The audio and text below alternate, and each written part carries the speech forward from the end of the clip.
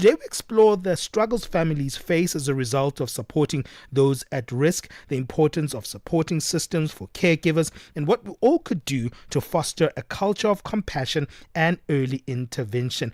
Our friend Dr Keitumetse Mashego is joining us on the show, a clinical psychologist. Doctor, welcome back on the show. It's always good to have you here. Thank you so much for having me.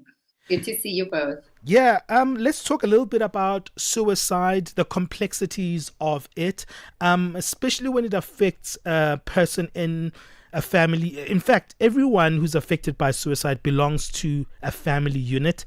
And it's not an easy journey for that person with that particular issue, but also around the people, or rather the people around that person. It's also difficult for them. Definitely, someone who's struggling with either suicidal ideation where they've got this ideas about it, or this hopelessness about life, or sometimes what we call passive suicide, when they don't really have a plan or have executed a plan, but they constantly just feel like it's not worth living this life thing. And some people who've attempted and those who've completed suicide or who died by suicide, it's usually quite stressful for the family that remain, because they are left so many times with so many questions, a lot of anxiety for those who remain, even though they have attempted suicide, and also those who, have died by suicide. There's a lot of questions, and there's never logic, right? I think our brains sometimes want logic. We say things like, this person had everything, we gave them everything, and yet it ended this way. So I think those unanswered questions, and also religion, unfortunately, it can foster a view of guilt that this person is doomed for life or for, eternal life, where they will be punished. So it's the ultimate sin in certain religions. So you can imagine if someone is in that religion and they are remaining, the guilt they live with daily until their own demise can be quite heavy. You spoke about a term, a suicide ideation. What do you mean by that?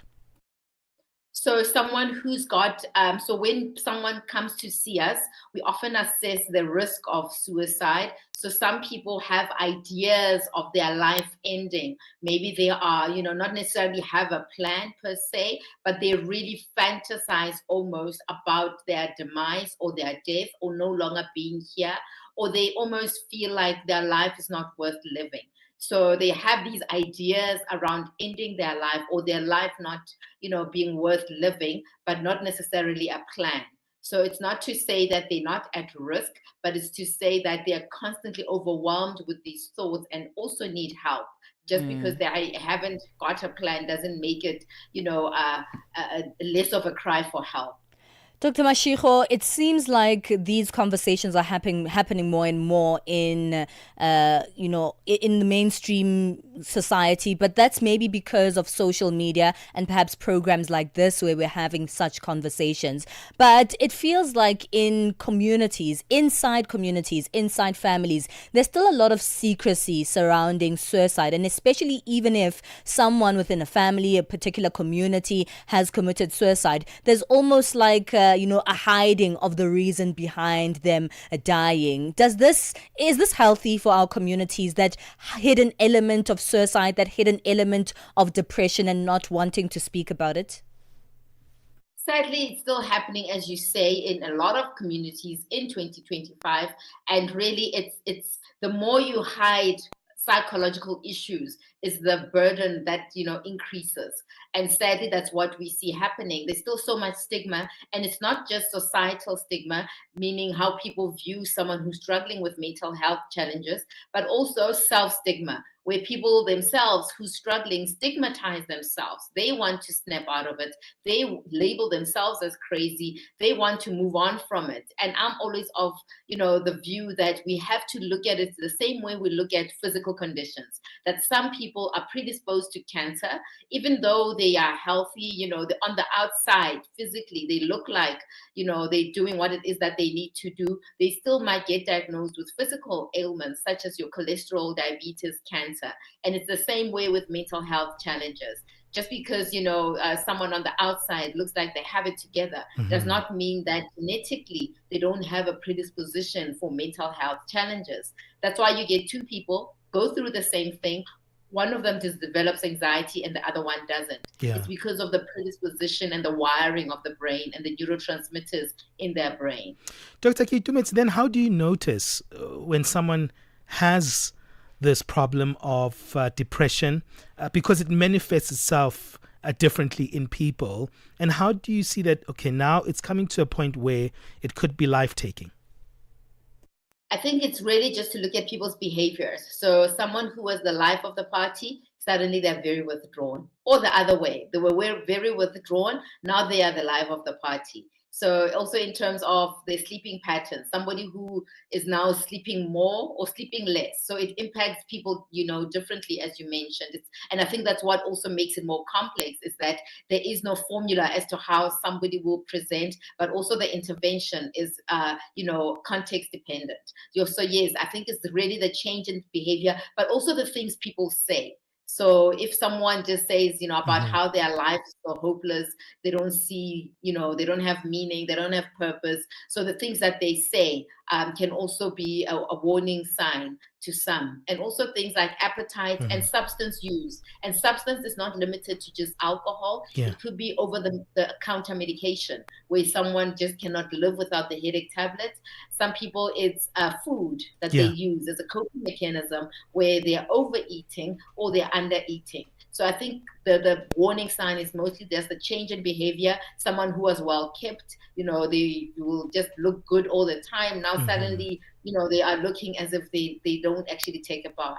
So it's signs, subtle signs like that. Sometimes they're very obvious, but also just what the people say and focus on. Very pessimistic, most of them.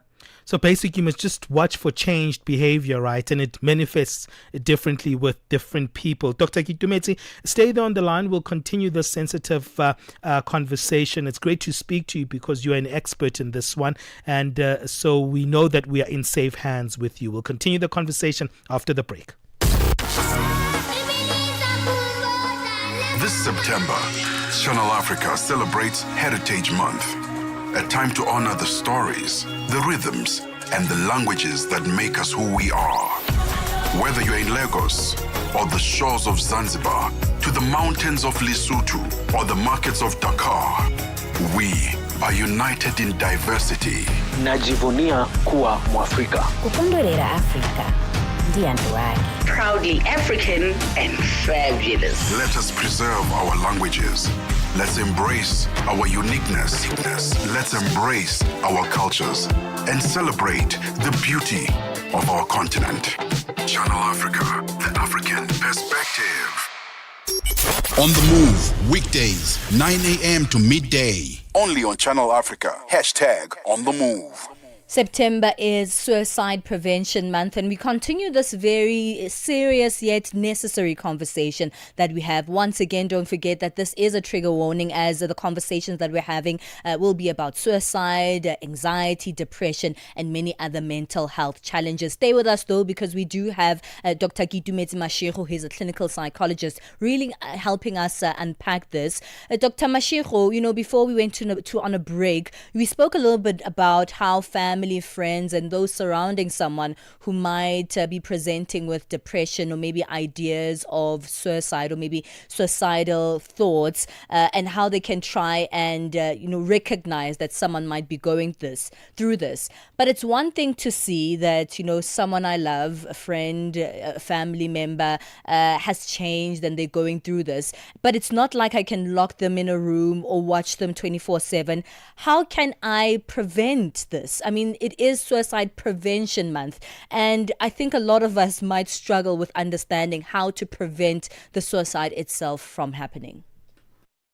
It's so tricky with psychological issues in that people must want the help for them to benefit from the help. So even if you drag the person to come to my office, if they don't see the need for help, they will not benefit from it. And I think that's what makes it difficult. But for someone who's watching their loved ones struggle with this, I'm of view that they can start having conversations around it. And instead of using you, so instead of saying, Palesa, you're always doing this, you're always doing this, but to rather say, I'm concerned that I see that, you know, you're sleeping more often. I'm concerned, I'm of you. If you need anything, I'm here. I know Dr. Dumi, can we kindly go there? You know, so use I more so that they're not defensive around, you know, the struggle that they are, you know, facing, but also to the people who are watching this happen, to them to realize that watching someone almost disappear, as in change in personality, can be so overwhelming for you. So compassion fatigue can happen where you constantly, you know, are, you know, trying to assist someone, and burnout as well from trying to help them. So I also recommend that the people watching the struggle, for them to also seek help for themselves. And it's not being selfish or anything. It's just to recognize that treating or dealing with someone like in that state can create what we call vicarious trauma or secondary traumatization from watching them struggle. You know, even myself, I need to go debrief, and yet I'm trained to do what I do as a clinical psychologist. So people, for the family members watching this happen, I also urge them to seek their own individual help, because it's not easy watching someone struggle. But definitely I recommend that to have those conversations, but ultimately, you know, the person must be open to the help for them to benefit from the help. And it's not always easy. Yeah. How do you debrief as a family member? It must be difficult because this is someone that is close to you. How do you find your time to also do some self-care while also making sure that you're taking care of your family member? I always recommend professional help, because you can imagine if you're trying to debrief to your partner, that's also going to cause traumatization to them. They might also start saying, I don't want to hear about this. Like, this is a lot. This is not for me. So come to people like myself who are trained, and we are there. I know people always say we're expensive, we are rare, but we are there in the public sector. Just be patient. You can get an appointment just to go debrief. You don't have to come to us when you're in crises. You can come to us when you're just carrying a lot. We are actually the place where you can bring whatever it is that you're carrying, and we will, you know, handle it, you know, and give you a safe space for you to offload. So I recommend that. And also just being aware of how the person triggers you, because taking care of a person can also trigger you, that, you know, you're doing everything and it seems like they're just not, getting benefiting from what you are doing. That can trigger anxiety in you, a lot of fear, guilt, just feeling hopeless as well. So I think that self-awareness also to see, okay, I think I'm reaching the point where I'm not okay. But what should I do? You know, some people go to church, some people pray, but at the end of the day, I recommend coming to see someone like myself who's trained to debrief professionally. Yeah. What sort of early interventions exist? And I know you speak about, you know, going to see a professional. Unfortunately, that isn't really a reality for many people. Thank goodness it's becoming a little bit more mainstream, but it's just still not enough. And as, you know, the person themselves, maybe who is ready to receive the necessary help, as well as their loved ones who want to see them get well and fix their mental health, what kind of early interventions can we look at?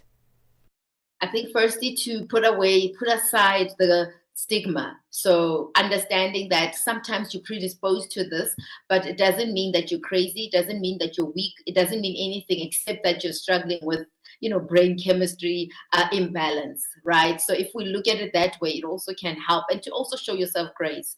That, you know, sometimes we want to be perfect human beings, perfect parents, perfect siblings, perfect employees. Perfection is an illusion. It doesn't exist.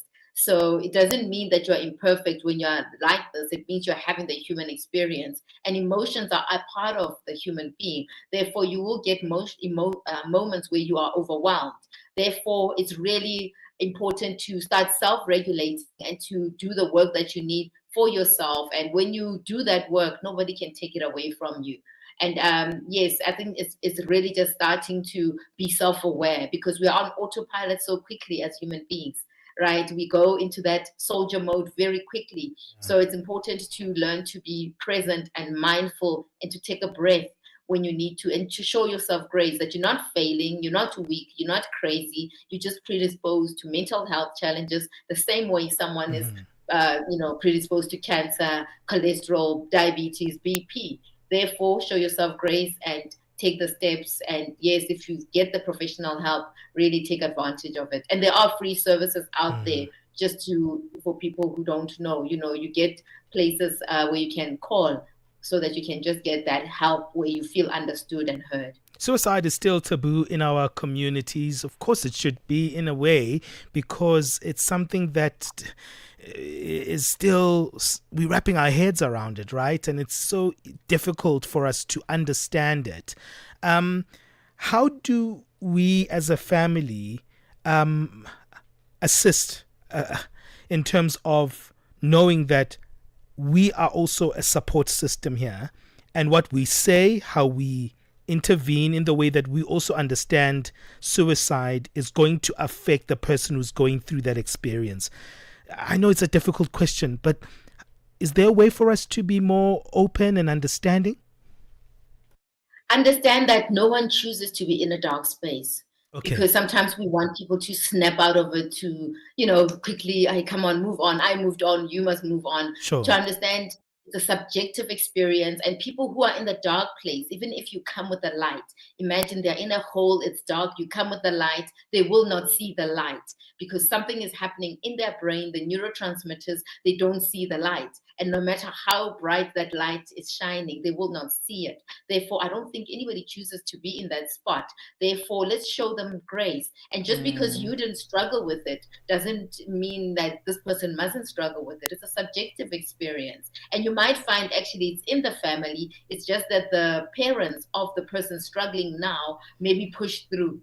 Right? Maybe they actually developed poor coping strategies like alcohol and other things to cope, because also there's a genetic predisposition for some of these conditions. It's just that it might be more prominent in the current generations. They might be more vocal about it and want help than the previous generation. So we really need to show grace, but to understand that nobody chooses to struggle, but there is help. And, just let's show each other grace. Let's be kind to people who are struggling. Well, we'll have to leave it there. Before we go, where can we find you? And of course, for those who are trying to reach out for some assistance. So my website is Rebaone Wellness. That's REBAONE wellness.com. I'm also on the socials at Dr. Tumi _DSM, and that doctor is DR. So at Dr. Tumi _DSM, and my WhatsApp mobile is 082-858-7033, where I can be reached. Well, thank you so much, Dr. Keitumetse Mashego, clinical psychologist, helping us on this very important conversation as we highlight September as Suicide Prevention Month.